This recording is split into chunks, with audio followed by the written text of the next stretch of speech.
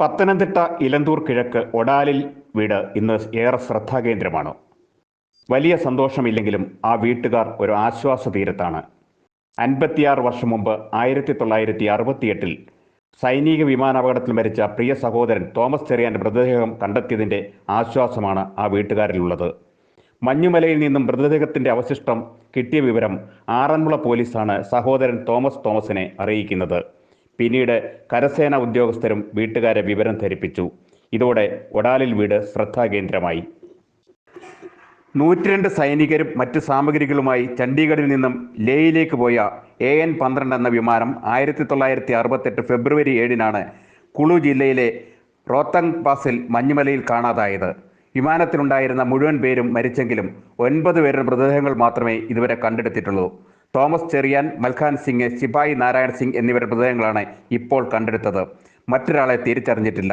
Elanthoor east ഒടാലിൽ പരേതനായ OM Thomas, Eliyamma ദമ്പതികളുടെ 5 മക്കളിൽ രണ്ടാമനായിരുന്നു തോമസ് ചെറിയാൻ. പത്തനംതിട്ട കാലിക്കറ്റ് കോളേജിൽ നിന്ന് പ്രീ-ഡിഗ്രി പാസ്സായ ശേഷമാണ് സൈന്യത്തിൽ ചേർന്നത്. മരണപ്പെടുമ്പോൾ 22 വയസ്സായിരുന്നു. പരേതനായ Thomas Mathew, Thomas Varghese, Mary Thomas എന്നിവരാണ് തോമസ് ചെറിയാന്റെ സഹോദരങ്ങൾ. മൃതദേഹം നാട്ടിലെത്തിച്ച ശേഷം കാരൂർ ഓർത്തഡോക്സ് പള്ളി സെമിത്തേരിയിൽ സംസ്കരിക്കും. മൃതദേഹം കണ്ടെത്താൻ സഹായിച്ച എല്ലാവർക്കും തോമസ് ചെറിയാന്റെ സഹോദരപുത്രൻ ഷൈജു നന്ദി രേഖപ്പെടുത്തി. ഇന്നലെ വൈകിട്ട് ആറന്മുള പോലീസ് സ്റ്റേഷനിൽ നിന്നാണ് ഞങ്ങൾക്ക് അറിയിപ്പ് കിട്ടിയത്. ആറന്മുള പോലീസ് സ്റ്റേഷനിൽ നിന്നും അവർ പറഞ്ഞതും പ്രകാരം ഞങ്ങളുടെ ഡീറ്റെയിൽസും അഡ്രസ്സും കളക്ട് ചെയ്ത് പട്ടാളത്തെ അറിയിക്കുകയും പട്ടാളം അന്നേരം തന്നെ ഞങ്ങളെ ഇൻഫോം ചെയ്യുകയും ചെയ്തിട്ടുണ്ട്. ഇങ്ങനെ ബോഡി കിട്ടിയിട്ടുണ്ട് എന്നുള്ള വിവരം നമ്മളെ ഇൻഫോം ചെയ്തു.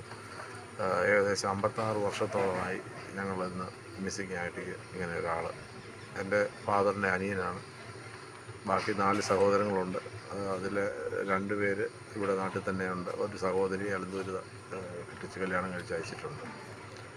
ഞങ്ങൾക്ക് വളരെയധികം ആശ്വാസകരമായൊരു കാര്യമാണ്. സത്യം പറഞ്ഞാൽ കൊണ്ട് ഒരു കണക്കിൽ നമുക്ക് സങ്കടമുണ്ട്, അതുപോലെ തന്നെ ആശ്വാസമുണ്ട്. കാര്യം ഇത്രയും വർഷത്തിന് ശേഷം പട്ടാളത്തിൻ്റെ ചരിത്രത്തിൽ ഇങ്ങനെയൊരു എൻക്വയറി നടത്തി അന്ന് മുതൽ ഇന്ന് വരെയും തെരച്ചിൽ നടത്തി ഈ ബോഡി കണ്ടെത്തിയതായിട്ട് ഇപ്പോൾ കിട്ടിയ അറിയിപ്പ് ഞങ്ങൾക്ക് വളരെയധികം ആശ്വാസകരമാണ്. അത് ഗവൺമെൻറ്റിനുള്ള എല്ലാ കടപ്പാടും ഞങ്ങൾ അറിയിക്കുന്നു.